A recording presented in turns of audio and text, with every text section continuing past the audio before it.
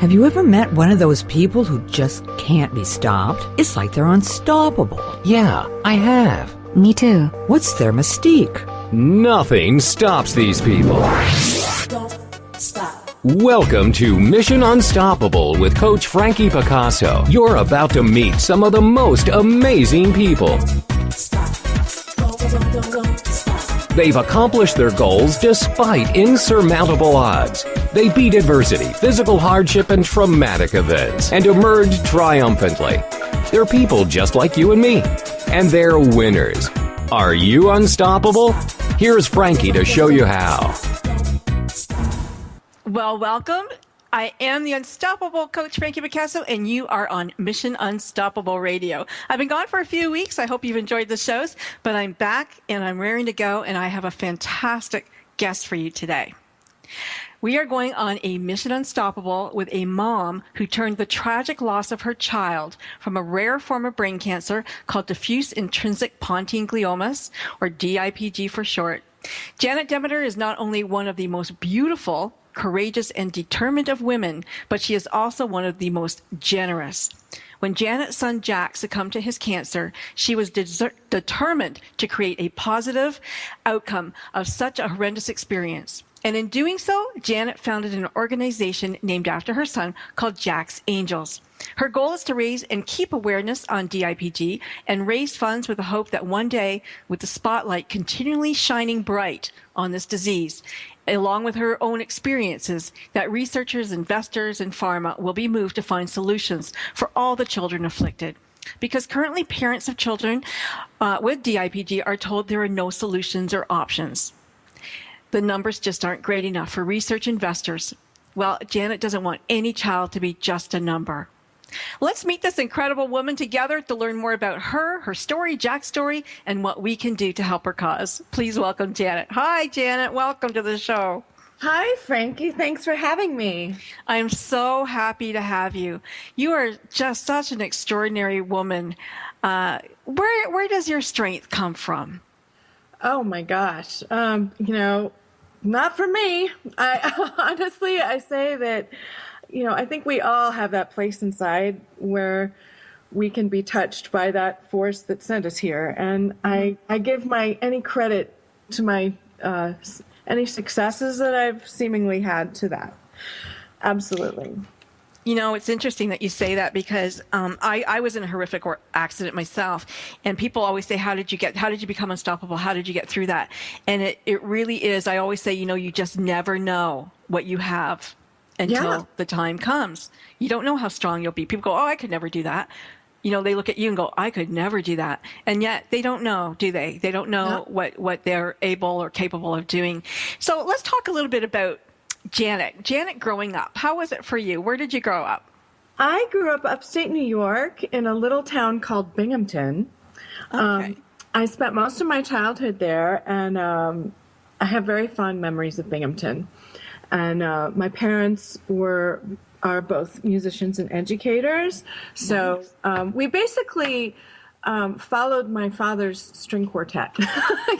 Okay. I was born in Grinnell, Iowa, because the quartet was in residence at Grinnell College when I was born in 1967.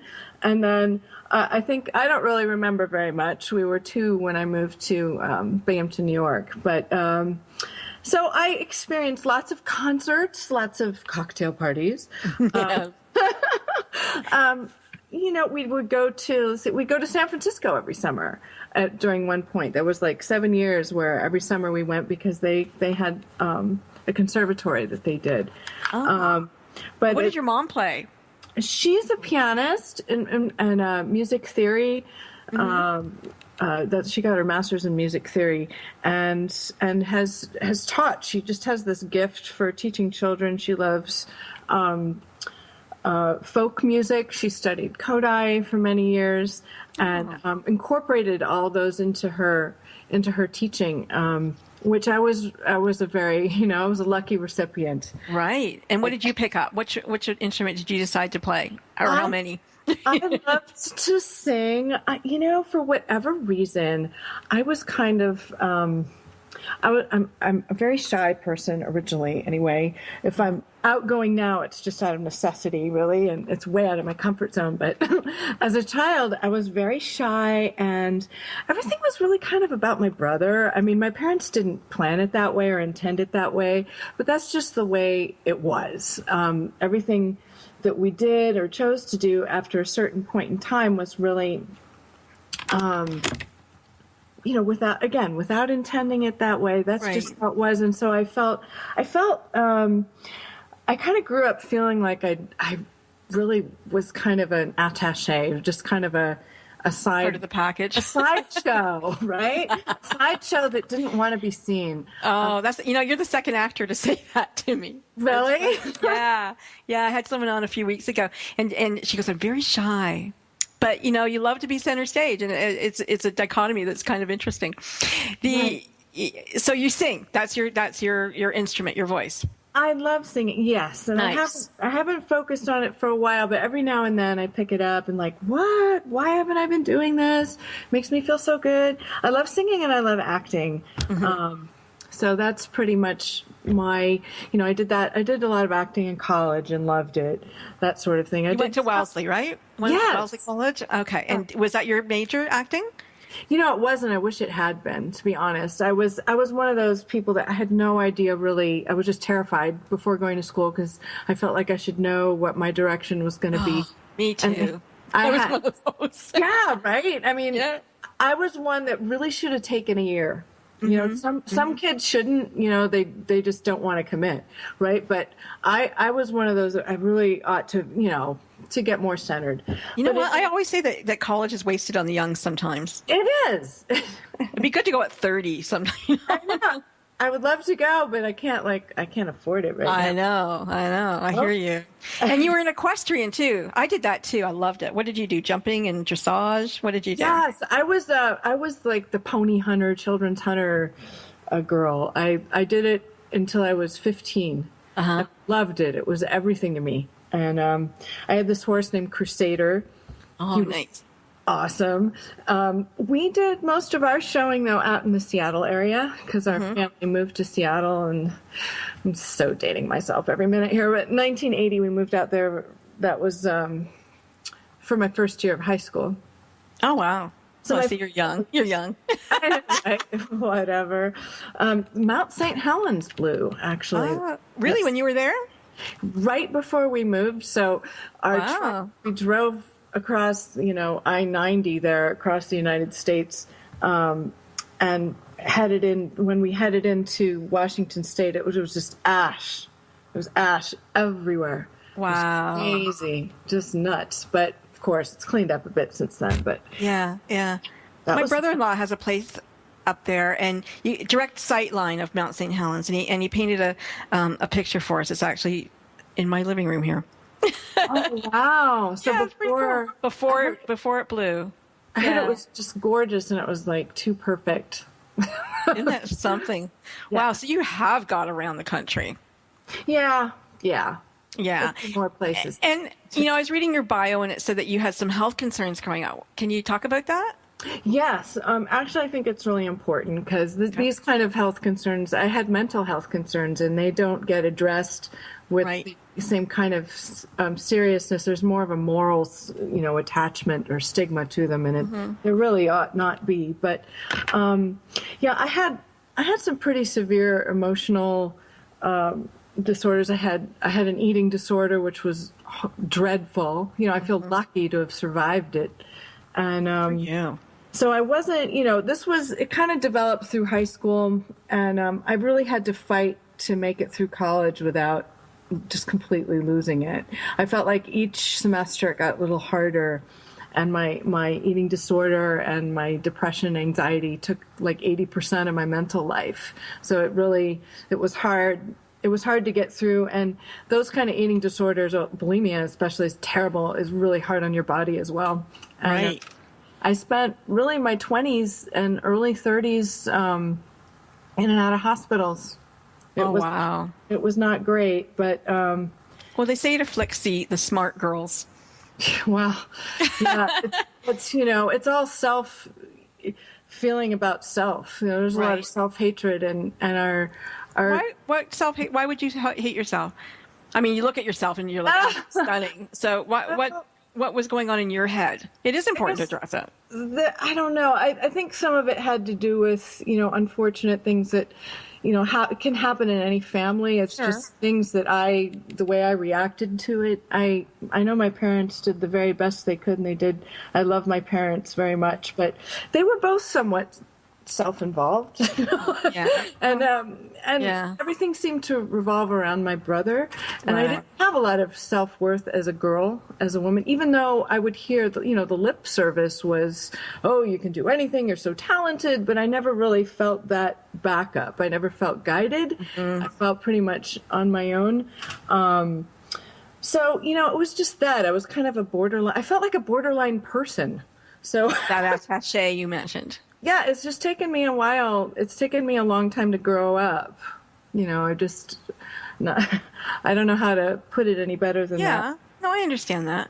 So I think you said that, did you say that you got married a little bit later in life, or did you have children later? Which was that? Both. Oh, okay. And my husband, he was 51 when I met him, and he hadn't been married or had kids either. Wow. And I was 38 when I had Sophie, and we got married a couple months after I had her. So she was a little baby, and we had her christened in our wedding ceremony, which was wow, that's special. Yeah. How did you meet your husband? We're going to go to break in a minute, but maybe if you can tell us kind of quick how you met him. Real quick. I met him because, I met him at a meeting that was for a gathering for people that are in recovery. Okay. Because I had several afflictions that I dealt with, but and he was a breath of fresh air, and a horse brought us together, and I'll tell you about it. Okay, well, a horse is a horse, of course, and why wouldn't he bring you guys together? That's it. I love it. Was his name Francis? I'm just joking. I just dated myself, because if you don't know who Francis is, wow. Okay. Do not go anywhere. We are coming back with the amazing Janet Demeter. Stay tuned and stay close. You don't want to miss any of this action. That's right. Don't stop listening. Mission Unstoppable with Coach Frankie Picasso will continue right after these messages. Stop. It's words you never heard. Got a lead foot? According to state troopers, here's what not to do when you get pulled over. Don't be a lachrymous and start crying right away. It doesn't help. But if you're under 20, crying won't be held against you. Don't ask for a break, and don't yell or start any argy-bargy. And one trooper said, if they're going to flirt with me to get out of a ticket, it would probably insult my intelligence. But unfortunately, I don't get hit on all that often. So flirting or being a gill flirt won't work. Did you know that 15% of all drivers get 76% of all traffic tickets? And the odds of winning if you challenge a traffic ticket in court are 1 in 3. So what should you do when you get pulled over for speeding? Be courteous to the officer, and most of all, be honest. It's words you never heard. I'm Carolyn Davidson, and you can have fun challenging your words you never heard vocabulary with my free app, Too Funny for Words. It's the Fitness Minute with fitness expert Annette Hammond. Not eating before you work out is not the best approach. Low blood sugar can make you feel weak, faint, or tired, and react slower because your mental abilities are affected. You may feel lightheaded or dizzy, but eating too much before your workout is not a good idea either. It can cause you to feel sluggish and have cramping, and give you an upset stomach. It can cause your muscles and your digestive system to compete with each other for energy resources. It is best to eat large meals at least 3 to 4 hours before working out, and small meals 2 to 3 hours before exercising. Go by how you feel. Eating a piece of fruit or drinking a sports drink right before you work out works well for many exercisers. For the Fitness Minute, I'm Annette Hammond. To hear other fitness and weight loss tips, visit our website at AnnetteHammond.com.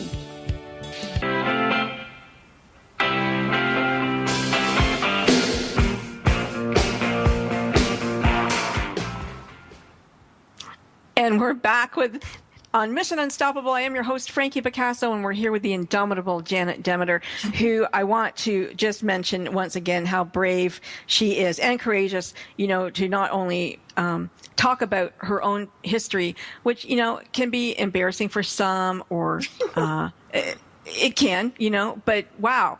Good for you to put it out there, because you're right. A lot of people suffer with this, and it's good for people to know that there's life after, and you can come through it. And you're just showing us in so many ways how unstoppable you are. So good for you. Now, you're going to tell us about Barry and how you met him. There was a horse involved. Yes. Well, actually, he had just adopted a Mustang, a wild Mustang. Nice. And he was the conversation piece. He was the chick magnet for me. So we started talking about his horse, and I lit up because at that point in my life, I hadn't been around horses in years. And so at any rate, we struck up friendship. He introduced me right away to his friends, and we all started hanging out. And not that much later, we decided it would be a worthy experiment for us to cohabitate. So we did. Nice. Yeah. So he was 51 years old and never been married. Why? Do you know why? He told me, I didn't really learn that much about his history, but until a bit later. But basically, I knew that he had been in a couple of relationships that had gone really wrong, and he spent a number of years in therapy trying to figure out, what am I doing to attract this, this, and what do I do to change and grow? And so he had been, for a period of time, although he wasn't still in therapy, he was hesitant, and he had actually gotten the horse in part to help him to open his heart, because he really felt like learning how to be with this wild horse and learning how to communicate with him like a horse had taught him some things about the heart and to just let go and be open. So he attributes our meeting actually to the horse. The horse brought you together. Yeah. I love that. So you have you talked about Sophie, your daughter, who was born and christened on your wedding day. That's exciting. Yes. Yeah. And then go ahead. Sorry. No, tell us about her. No, she was just, the center of she was a whole new, I didn't understand. I mean, you just don't know until you have a child how amazing it is and what a spiritual experience it is. I mean, I can't really compare it to anything else in life. And it was then that I began to grow a backbone, because before then I just didn't understand the reason for it, because I felt like pretty much a doormat in life at that point. I was just kind of recovering from that. And this, I realized really all I really ever wanted in life was to be loved and to love, to create a family. And so it was like, for the first time in my life, I was happy. I'm so happy for you that happened. And what about Jack? Because, I find that children help you become selfless. Yes. If you do it right? Yes. Like you really find that place in yourself that just, you'll give because you're a child and you want them to have. And you do need to be a little bit selfless. Well, I wanted Sophie to have a sibling. I didn't want her to be I wanted to have more than one, and I know I was starting late, but I had her at 38, and then I had Jack when I was, how old was I? 41. Okay. And him, and same thing. Just this whole other. At first, before I had him, I was worried that I wasn't going to be able to love him as much as I loved Sophie. New moms often don't talk about stuff like that in public. It's it was a concern of mine because I was so because you saw in your own family how your brother was the shining star. Yeah, so I had him, and of course I fell in love with him too. And of course, little boys are like so needy. My one of my best friends at the time was French, and she would call him Le Petit Bonhomme, and we would, dote over him. And unfortunately, 6 weeks after he was born, there was a huge wildfire, and we lost everything. Yeah, talk about that fire. Where was that fire? In California? Yes, it was. 2008 was a particularly bad year for wildfires, and Ours was right before the really famous one. It was like a month before the famous one that I actually saw this fire just pouring down the hillside from when I was driving him to the hospital because the doctor said, well, if his fever's over X amount, you take him to the hospital. Anyway, which was a nightmare. But so anyway, the fire that we were in, it was really scary. I knew that it was going to get our house. My husband didn't believe me, but he had gone into the desert that night on an errand for a friend. I didn't even know if he was going to make it back. And at 2 a.m, here I am nursing in the other room, and he comes in, wakes me up, and I hear helicopters. I see a glow over the ridge, and I knew what that meant because it was just waiting forever to burn that area. And because I hiked back in there, and he didn't know, he didn't see. So we got out, but everything was gone. I mean, we lost everything. Oh my gosh. Yeah. Just everything. Wow. Everything. Where did you go? What did you do? How did you rebuild? We couldn't insure our stuff. I tried like 6 months, a year before to get insurance. I tried a couple of times, couldn't get anything insured. So we just, because of where you lived, or because of where it was. Okay. It hadn't burned for 24 years, and it was due. So, talk about prediction. I know, right? There was a grant from Mom's Club that saved me. And the people in our community got together and made us put $5,000 together for us. Just little things that would help us build a household. And then Red Cross helped us too. So we got into a place actually that I live right now. So we about 25 miles away. So it was. So Jack, you were taking Jack to the hospital, and what happened on that day? He was running a fever, and he was fine. He had just because we were staying in this kind of a studio off the garage of a friend of ours, and the 5 horses were just across the way that she had, and it was kind of damp, and he got like a little bronchitis, and I was just worried about him because the fever was high, and the doctor said if it went over 101 or if it hit 101, which it did, to take him to the hospital. And I think it was a bit extreme. Like they gave him a spinal tap and everything. Wow. Sure, it wasn't meningitis, but he was fine. Just had a bad cough, and then that went away. So that was the least of our worries. It was just freaky to see a huge fire. Yeah, no kidding. So when did you start to notice that he wasn't well? Well, there are some pretty vague symptoms. For some kids have vague symptoms for a while, some don't, and it can look like any kind of it can look like a personality thing. It can look like the possibility of some kind of borderline. What is that disease? Not Tourette's, but that kids have the autism spectrum. Right. Asperger's. But I knew something was wrong, and I had to change pediatrician's office because they didn't take me seriously. And there was nothing really definitive showing up that was wrong. And but I noticed then it was the irritation with things that started to increase for him, and a couple of scary things, like he would get terrified of looking up from the shopping cart. I mean, it was obviously not a behavioral thing. He was reacting to something scary that was scaring him, and then this was all, the more intense symptoms were within a few weeks, and then he started limping and holding his arm. How long a period was this? Like a year, 6 months, like from beginning to diagnosis anyway? The onset of the symptoms that have you take them to the hospital to be diagnosed because there's something's wrong. It's very quick. It's very sudden, unfortunately. And I hope that with the public learning more about brain tumors and pontine glioma, brain tumors are the leading cause of cancer-related death in children. It's not rare. Right. I mean, every childhood cancer is marginalized as rare, and therefore doesn't receive the funding that it needs for research.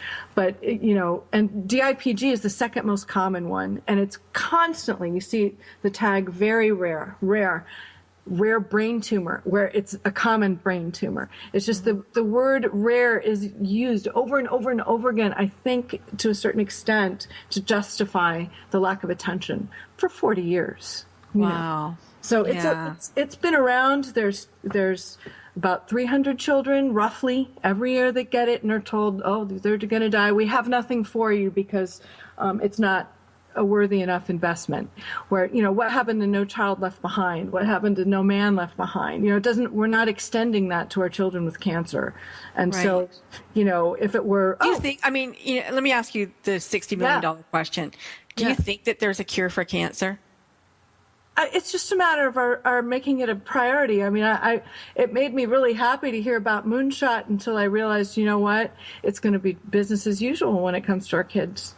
Mm-hmm. It feels to a certain extent, and I hope I'm wrong, and I may be, but it feels like a political whitewash of the childhood cancer awareness movement, which has worked. There are people that have worked longer and harder than me to bring it to the forefront of the collective consciousness. But it's going to take a little more fighting.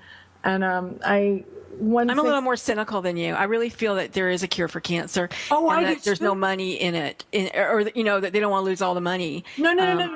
These are greedy people in power. Greedy people in power. In the long run, it's a huge win financially. Anytime there's been a major breakthrough in science, new industry, new jobs, boom, huge. But it's just people don't want change. Right. Yeah. We're going to go to break in a minute. I want to carry on with your story about Jack because it's we want to make that come alive for people.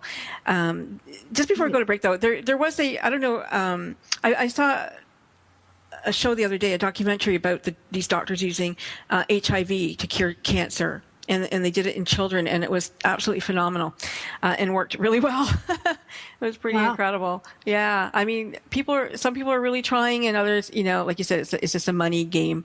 And one person I know, he said, run from the cure, not run for the cure. Because it was like they were running from the cure of cancer because, the dollars just keep coming in. We are going to break. No matter what you think about this, which side you're on, stick around, come back. We're going to talk more about Jack and children's cancer. Mission Unstoppable with Coach Frankie Picasso will continue right after these messages. Stop. It's the Fitness Minute with fitness expert Annette Hammond. There are two types of diabetes, type 1 and type 2. CNN reports that type 2, or adult onset diabetes, develops over time due to low activity levels and a poor diet that causes excess body weight. The Centers for Disease Control states that 26 million Americans have diabetes, and they estimate that 79 million people in the United States over the age of 20 have elevated glucose levels or prediabetes. Diabetes can lead to kidney failure, blindness, lower limb amputations, heart disease, and stroke. The good news is that type 2 diabetes is for the most part preventable. Exercise and good healthy eating is the way to avoid diabetes in your life. Make good food choices and stay physically active.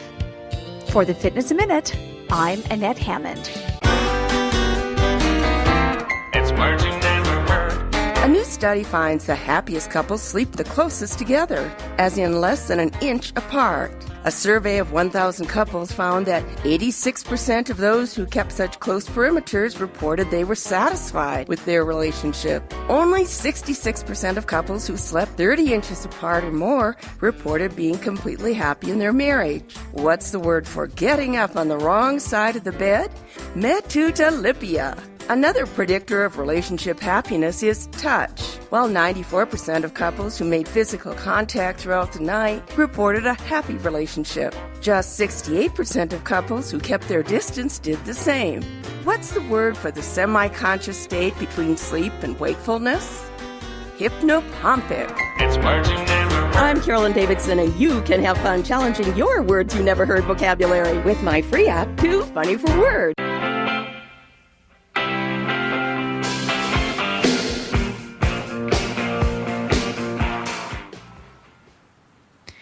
And we're back. We're back. This is Mission Unstoppable, and my guest is Janet Demeter. Janet, I was researching, about this cancer, and I found a site called Noah's Child, and they also, they call this the orphan diseases with small patient populations, like we discussed, and their whole thing is to find, the financial investment. They want, like yourself, people to put money into trying to figure out, the cause and the cure, and find these new treatments for people. I mean, there's pockets of parents and pockets of people around the world trying to do the same thing, and it shouldn't have to be you. It shouldn't have to be you. It should be, children should be important enough for all of society to say, hey, you know what? We need to put some money towards this and help these kids. Well, and also these diseases aren't irrelevant. Right. We're talking, the disease population any given year is probably around 300 for DIPG just in our country. And that's, some of them don't get diagnosed, either. Wow. But you're talking over decades, that's a lot of people. That's a lot of years of life loss. It's like 20,000 years of life lost each year. And so part of what Jack's Angels has done. Jack's Angels is the organization I started, and it's been a couple volunteers and me. I'm a volunteer. Nobody gets paid, but we worked with our congressman, first my assemblyman, Scott Wilk in the California legislature, did a DIPG awareness week for us. And this last September, I started working with Congressman Steve Knights. He's the 25th District of California office, to create House Resolution 586, which not only does it designate a week, the fourth week in May, as DIPG Awareness Week, but it's really exemplifying DIPG for all childhood cancers as this disease that is marginalized as rare despite its prevalence. It's a very stubborn disease. It keeps coming back. It's a very definite frequency. And it calls for more consideration of low survival rate cancers and years of life lost in the NCI research grant process. Now, the NCI, our National Cancer Institute, has a month or a yearly budget, and less than 4% of that targets pediatric research. Wow. And a lot of us don't feel that's really representative of what we, the people, want. So, there's no way that, the conversation just hasn't been posed before. It hasn't been raised before. But we want more transparency. Well, look at you. I told you she was determined, folks. Yeah. And she's also a radio host on TogiNet here. And what's the name of your show, Janet? It's Childhood Cancer Talk Radio. There you go. So if you want to talk to Janet later, you can probably call into her show. So what kind of treatment did Jack get? Was he on steroids at all? Like, did he blow up? Well, brain tumors, for one thing. Another thing I'm going to add is that DIPG and pediatric brain tumors in general also represent like two distinct frontiers of our science. Accessing that tumor for the pons areas in the brain is in the center of the head, basically, and it's the heart. That's why most chemotherapies they don't do anything except make the kid sick, because it can't even get to the place it's targeted. So in Europe and here, they are doing it some at Cornell, but also at University of Bristol in the UK. They have this amazing technology and delivery system that they're developing, thanks to a few brave young children volunteering for the research. That and then there's also the medicine itself, right? Trying to find the right medicine. But the treatment Jack had is pretty much standard, the way it's been for 40 or 50 years. They give them radiation because it helps shrink the tumor temporarily. Mm-hmm. This is the most aggressive cancer. It grows back invariably. They have not, on clinical record, we don't have survivors. Wow. But invariably it grows back. There's some chemos that they've used that may help extend life slightly, but the quality of that life is debatable. Because Jack was frail, and the only options that the doctors were showing me, which I researched, were these horribly toxic chemicals that have been used for decades for other cancers, other organ cancers, with marginal success. I decided not to, because he was already so frail, and I didn't want to give him something that was going to make him sick. So we just did the radiation treatment, and we did whatever natural therapy we could get our hands on, basically, just to keep him as healthy as possible and try to fight it. But we did the steroids. That's standard. They put him on it right away. It helps to, temporarily shrink the tumor. It's really bad for their health in the long run. But that's one of the only treatment options that we allow. I mean, we had some nurses have to go to the Philippines to try to develop Boswellian, and because it's very effective in reducing inflammation, but we have yet to see it being used here. It's always this steroid dexamethasone, which is, not what you get after surgery. It's like the doses are like insane. Yeah. Wow. They get roid rage, and it was hard for him. So he was, you described Jack as like this really smart, cute little guy. He played the violin, he loved music, and he loved numbers, and he was smart as heck. How old? He was 4 years old when he passed? He was 3 years and like a month or two when he was diagnosed, and then he died a month before his 4th birthday. So he lasted the median survival time, which is 9 months. That's with the radiation treatment. So you're just, it's a horrible, I mean, it's nice you get a little more time thanks to the radiation, because at the onset of symptoms, I didn't realize he was very close to death. Wow. It's very close to death. And I didn't realize that really until, of course, the tumor progressed and grew back, and we were at the same position, yet this time we couldn't do radiation. They just started giving him steroids so that we could take him to Disneyland, Yeah. Tell us about the angels. He was visited by angels. Yeah, a couple weeks before he died, I heard him laughing upstairs, and I at that point I was worried because he was starting to lose his balance, and so I always wanted to make sure someone was with him, and so I just assumed my daughter or my husband was with him, and then I heard my daughter at the other side of the house, and my husband was in his office. I'm like, what's going on? So I ran up there, and of course I didn't see anyone. But he had been in full-blown conversation with somebody and was laughing his head off. And he told me that he had been scared, but there were 2 white ghosts that visited him. And I called my husband up, and he questioned him for a while, and he said that they had wings, and that they came to tell him that he was going to have to go with them, that he had something important to do. And he told my husband, I don't really want to go, Daddy. But he had this kind of quiet, seemingly quiet peacefulness about it. But I was terrified. I was mortified. And I sat in that room after they left the room, and I said, not yet, damn it. Yeah. Not yet. Of course, not yet. So we had a couple more weeks with him. What was your belief system? Did you believe?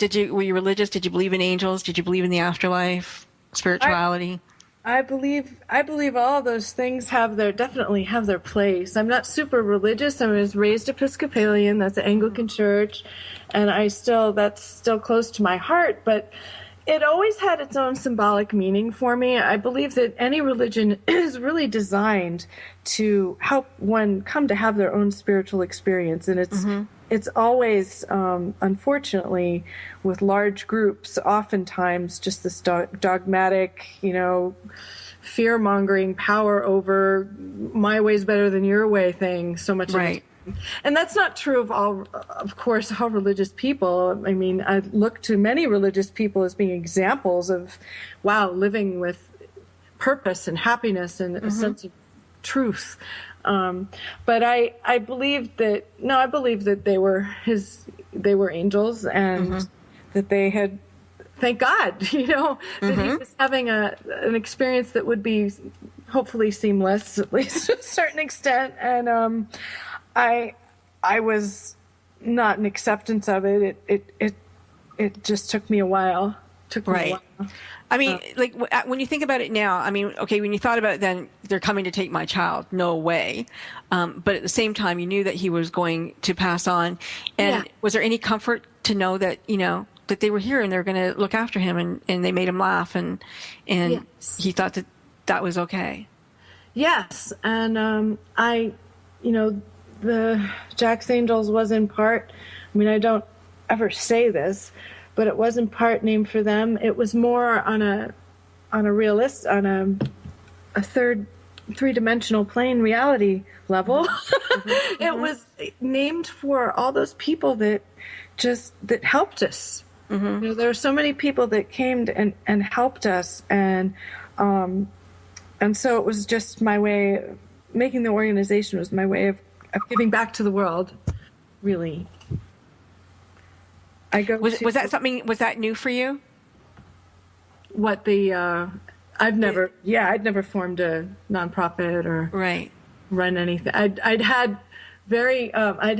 a couple of failures at trying to run any kind of chapter of an organization. Oh my gosh. I thought, well, why am I trying this? I'm like, well, hopefully I learned a few things. I don't know. But his gift to you was your realization that you can help other people. I know that I can't stand watching other people go through the same thing and not try to do anything about it, because I know right from wrong, and I know that there are some things that need to change, and I know that there are a lot of people who agree, and no one should ever feel that their child's life isn't worth saving to our system. I mean, that's insane. I mean, I could see maybe if it were one case I don't know. There's always, every child is important. There's no magic number saying, okay, now they're worth putting money in. I mean, that's right. Yeah, one more, and then we'll put money in. That's the money thing is supposed to be our servant, not our master, and our system is to a great extent beholden to it, and that's what we came over in the boat about. Right. It's like, exactly. We need to evolve a little bit here. Well, we are going to go to a break, and I think that that's a good place to stop, because it is, what is more important, which comes first, the chicken, the egg, the cart, the horse, who knows? Is it money? Is that where our priority should be, or is it saving children? And, there's no doubt in my mind where it should be. Stick around. Let us know your thoughts. We'll be right back. Will continue right after these messages. Stop. It's words you never heard. Did you ever wonder about the origin of Murphy's Law? You know the maxim that if anything can go wrong, it will. Murphy's Law was named after Captain Edward A. Murphy, an engineer working at Edwards Air Force Base in 1949. Captain Murphy was working on a project designed to measure how much sudden deceleration a human could stand in a crash. After discovering a transducer constructed for the experiment was wired wrong, Murphy squabashed the technician responsible by exclaiming, "If there's any way to do it wrong, you'll find it." In other words, circumvent mistakes and miskabobbles before they happen. Aerospace manufacturers began quoting Murphy's Law to their engineers, and soon it became an eponym. It's words you never heard. I'm Carolyn Davidson, and you can have fun challenging your words you never heard vocabulary with my free app, Too Funny for Words. It's words you never heard. If you're like me, you occasionally have a random thought. Okay, if you're like me, you have a lot of random thoughts. Oneirocritics, professionals who interpret dreams, say random thoughts not only provide meaningful insight into ourselves, but these spontaneous ideas that pop into our heads have an influence on our judgment. And for some of us, these random thoughts provide a little extra self-entertainment. For example, when the pharmacist asks me my birthday, I always think he's going to get me a present. Call me a noodle nut and redunculus, but I'm looking forward to a better tomorrow, where chickens can cross roads and not have their motives questioned. It's words you never heard. I'm Carolyn Davidson, and Words You Never Heard has been brought to you by the Bariatric Surgery Center of Dallas.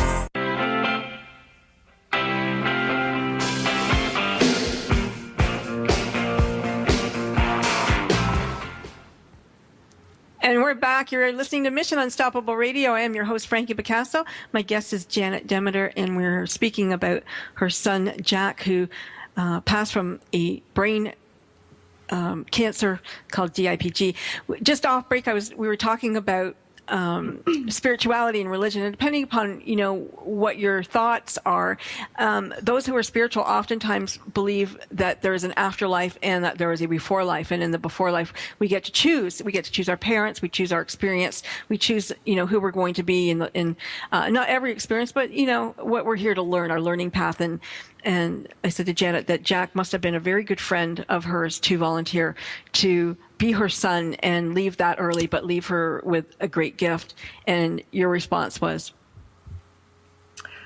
Yes. There's something I need to tell you about him. When he was born and we went through that whole fire, which was just crazy, right? Just 5 weeks afterwards. We were in this strange place, and I get up every morning. He would have the most enormous smile I'd ever seen on anyone's face. And he had this way of just making me feel as if everything is going to be just fine. The most important thing is that we're here, as long as we're here together, everything's fine. And he continued to have that kind of otherworldly influence on me. We went through a series of difficulties after moving, after, trying to get reestablished, and we ended up losing our friends who were, not to death, but who were our children's godparents. Wow. My daughter's name is Sophie Marie, hyphenated, and my son's hyphenated name is James William. And James for his great-grandfather, and then William for the gentleman who was a good friend of my husband's. And, of course, Sophie was named for a dear friend of mine in college, and then Marie was this lady who was a godmother. And at any rate, and the way that all happened was just so painful and awful, but he was there the whole way through with me, just, again, kind of. And I felt bad. I felt like, gosh, I want to be giving this child better feelings. Yeah. Because it was an awful time.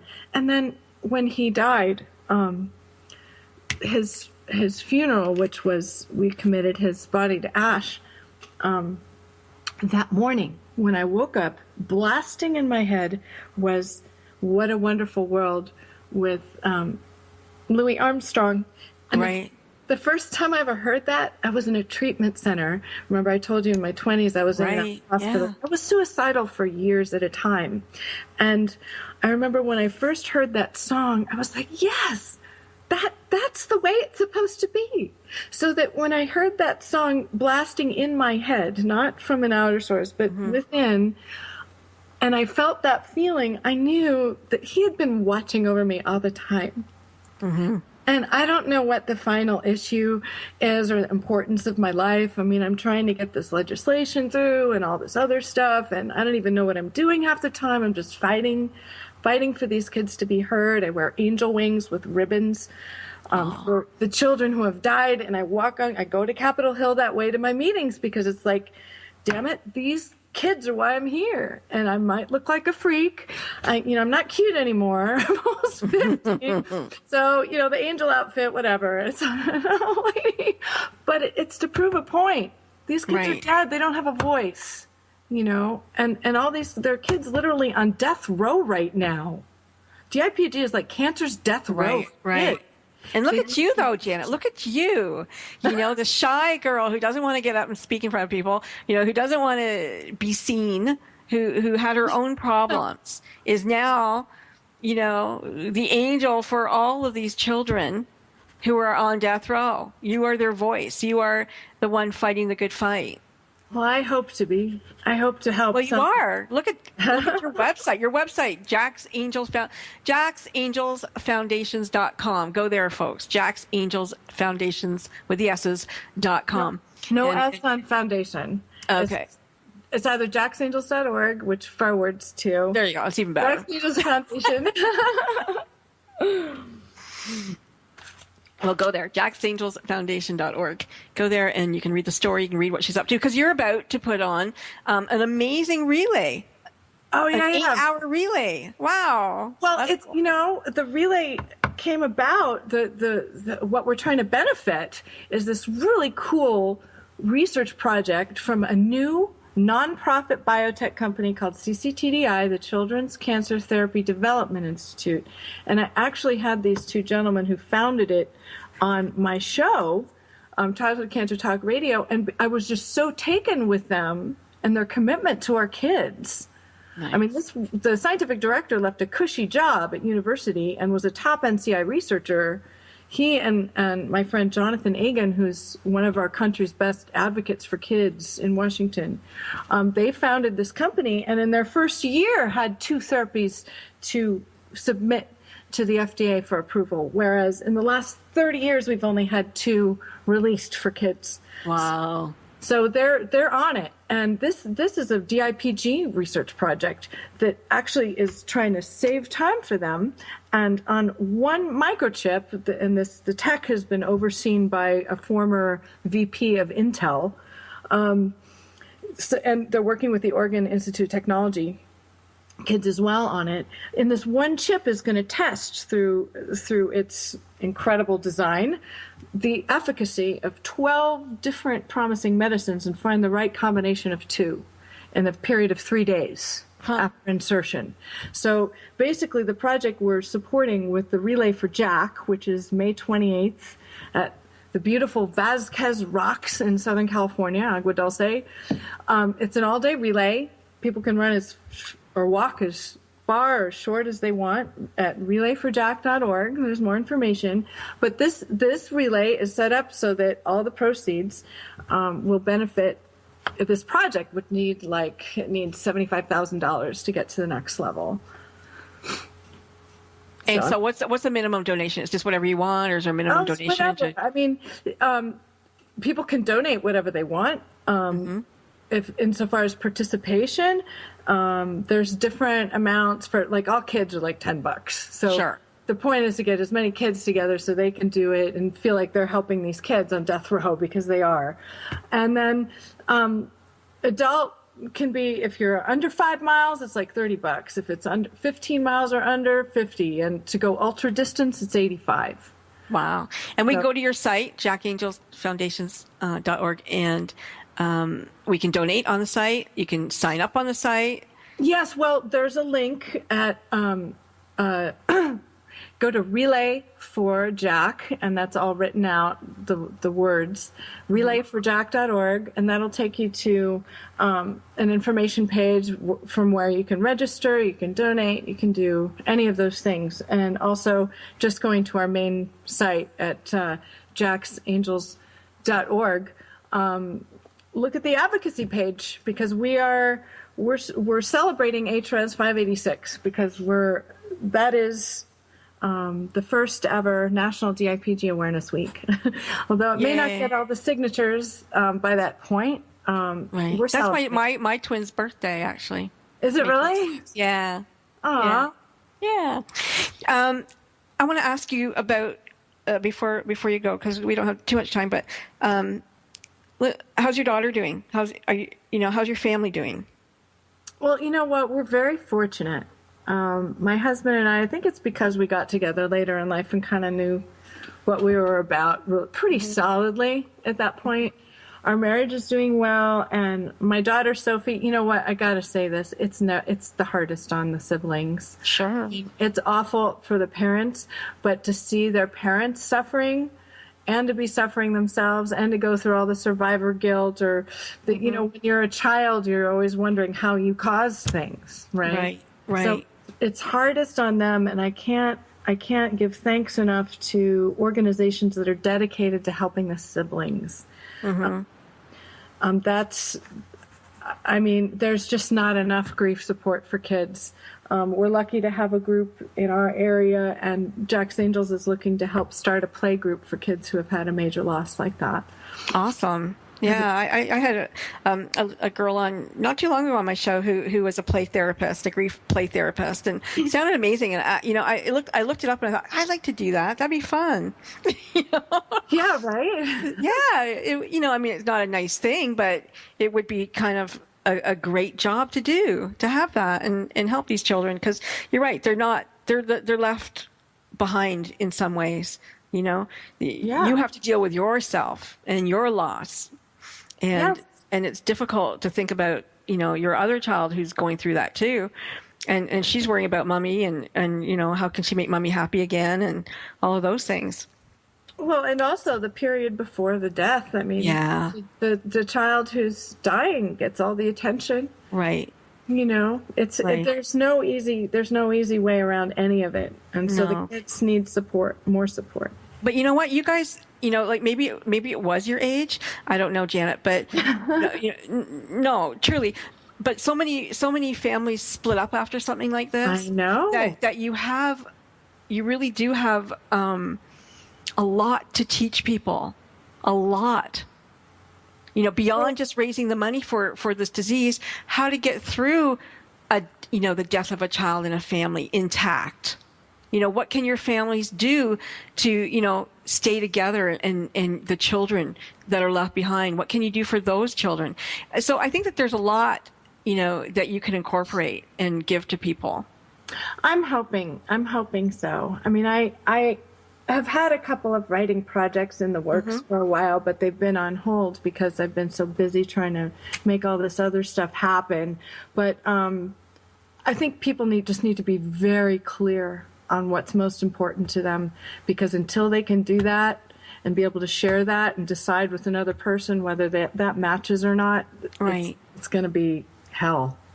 You got to get really clear. And unfortunately, a death like this makes that happen. It makes you really reevaluate everything. Right.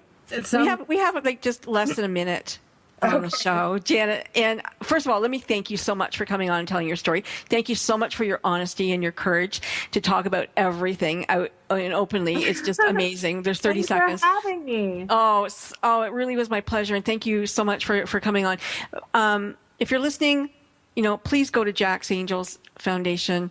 Please sign up for, giving a little, donate in helping these children, because not everybody gets to have, a Christmas, and not everybody gets to have another birthday, and these families need your support. Thank you, Janet. Thank you. Thanks, everybody. Stay unstoppable, and we'll be back next Tuesday. Stories of people who, when the odds were against them, turned defeat into victory. You've been listening to Mission Unstoppable with Coach Frankie Picasso. See you next time, and always remember, Don't stop.